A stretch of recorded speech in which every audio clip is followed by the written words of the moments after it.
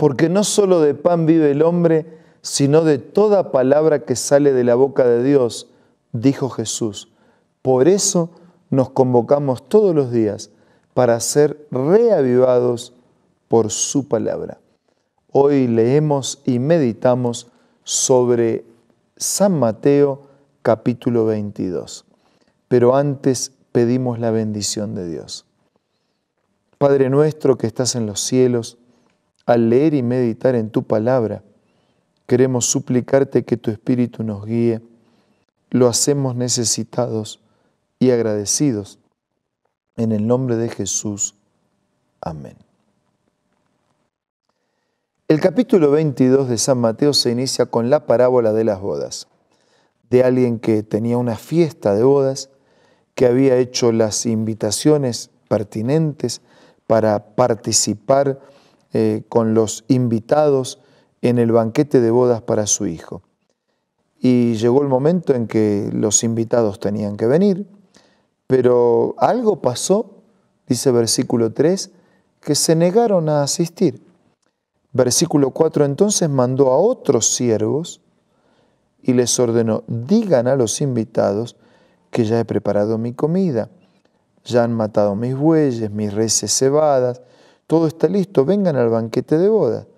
Pero otra vez no hicieron caso y se fueron cada uno a su campo o a su negocio. Versículo 6. Los demás agarraron a los siervos, los maltrataron y los mataron. En el versículo 7 dice, el rey se enfureció, mandó su ejército a destruir a los asesinos e incendiar su ciudad. Y luego dijo a sus siervos, el banquete de bodas está preparado, pero los que invité no merecían venir.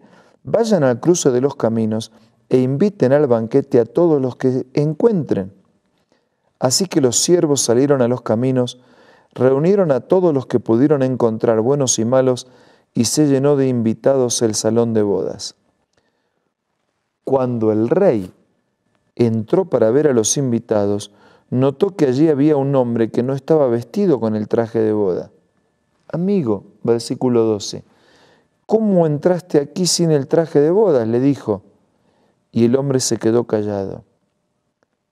Versículo 13, entonces el rey dijo a los sirvientes, átenlo de pies y manos y échenlo afuera a la oscuridad donde habrá llanto y rechinar de dientes, porque muchos son los invitados, pero pocos son los escogidos.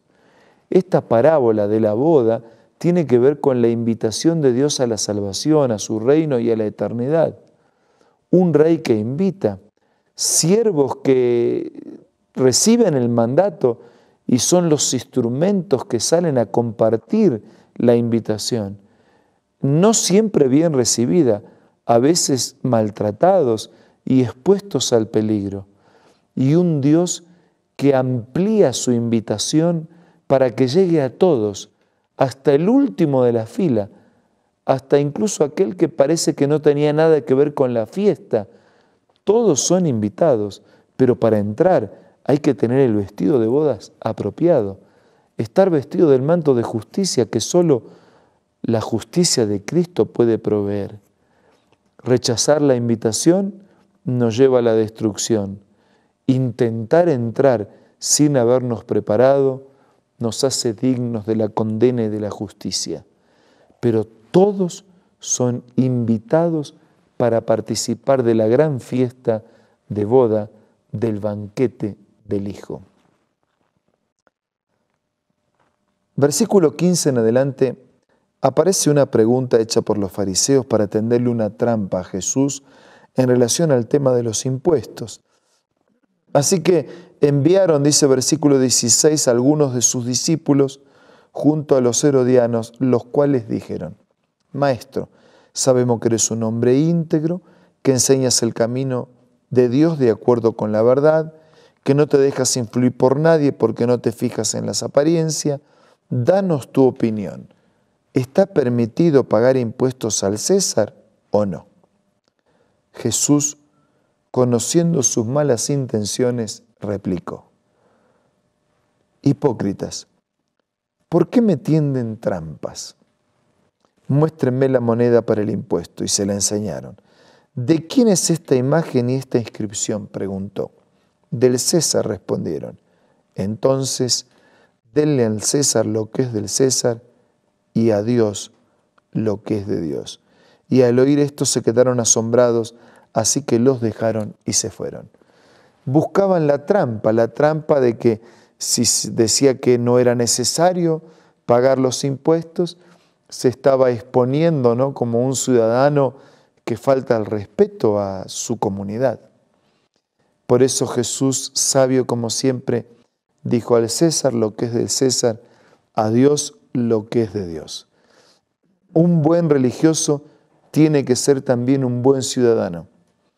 Aunque algunos digan, pero mire que no administran bien, que no siempre hay limpieza en la administración.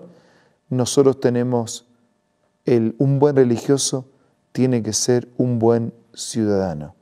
Cumplir con todas las leyes del país es la responsabilidad de todo religioso, como también lo es de quienes no lo son. Desde el versículo 23 en adelante aparece otro tema que tiene que ver con el matrimonio en la resurrección. Dice que los saduceos, que decían que no hay resurrección, se le acercaron y le plantearon un problema. Maestro, Moisés nos enseñó que si un hombre muere sin tener hijos, el hermano de este hombre tiene que casarse con la viuda para que su hermano tenga descendencia. Y así le cuentan la historia de alguien que el primero se casó, murió como no tuvo hijos, dejó la esposa a su hermano y así, ¿no? Se fue casando con los 7. Por último murió la mujer. Ahora bien, versículo 28. En la resurrección, ¿de cuál de los 7 será esposa esta mujer? Ya que todos estuvieron casados con ella.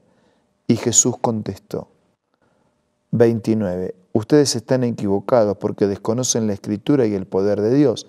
En la resurrección las personas no se casarán, ni serán dadas en casamiento, sino que serán como los ángeles que están en el cielo. Pero en cuanto a la resurrección de los muertos, ¿no han leído lo que Dios les dijo a ustedes? Yo soy el Dios de Abraham, de Isaac, de Jacob. Él no es Dios de muertos, sino Dios de vivos. Y al oír esto, la gente quedó admirada por su enseñanza. Así que Jesús enseñó aquí que habrá resurrección porque Él es Dios de vivos, pero también enseñó que en la resurrección serán como ángeles, es decir, no habrá una intimidad sexual o un darse en casamiento. Versículos 34. ¿Cuál es el mandamiento más importante? Los fariseos se reunieron al oír que Jesús había hecho callar a los saduceos y uno de ellos, experto en la ley, le tendió otra trampa con esta pregunta. Maestro, ¿cuál es el mandamiento más importante de la ley? Y él dijo, ama al Señor tu Dios con todo tu corazón, con todo tu ser, con toda tu mente. Este es el primero y el más importante de los mandamientos. El segundo se parece, ama a tu prójimo como a ti mismo. De estos 2 mandamientos depende toda la ley y los profetas. ¡Qué resumen extraordinario! Amar a Dios por sobre todas las cosas, con todo el corazón, con todo el ser, con toda la mente, con toda la vida, y amar al prójimo como uno mismo. Versículo 41, mientras estaban reunidos los fariseos, Jesús le preguntó, ¿qué piensan ustedes acerca del Cristo, de quién es hijo? De David, le respondieron. Entonces, ¿cómo es que David, hablando por el Espíritu, lo llama Señor? Si Jesús viene de David, ¿cómo es que David, cuando habla de Cristo, le dice Señor? Dijo el Señor a mi Señor, siéntate a mi derecha hasta que ponga a tus enemigos debajo de tus pies. Si David lo llama Señor, ¿cómo puede entonces ser su hijo? Nadie pudo responderle ni una sola palabra, y desde ese día esos que tenían malas intenciones con las preguntas ya no le hacían más preguntas. Es que Jesús, humano, es descendencia de David, pero Jesús divino es anterior a David. existe desde la eternidad. Y en ese caso David desciende del Cristo que existe desde la eternidad. Pero el Jesús que vino a nacer como hombre en esta tierra desciende de la familia de David.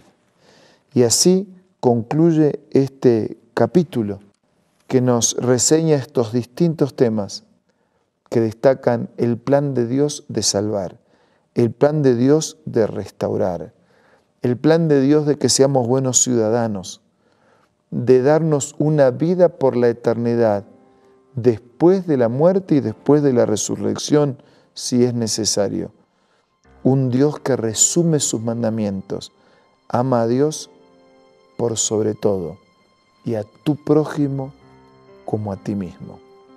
Ahora, frente a estas verdades, tenemos la oportunidad de hablar con Dios a través de la oración.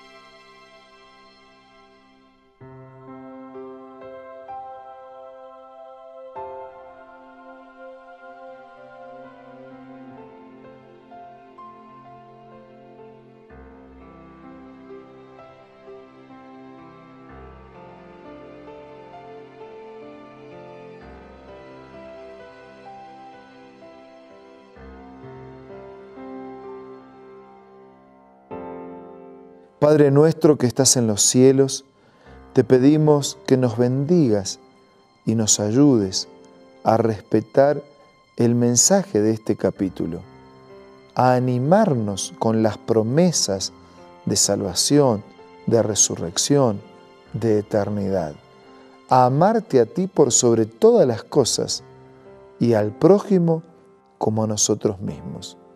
Bendice a todos nuestros amigos y hermanos. Te lo pido y te lo agradezco en el nombre de Jesús. Amén.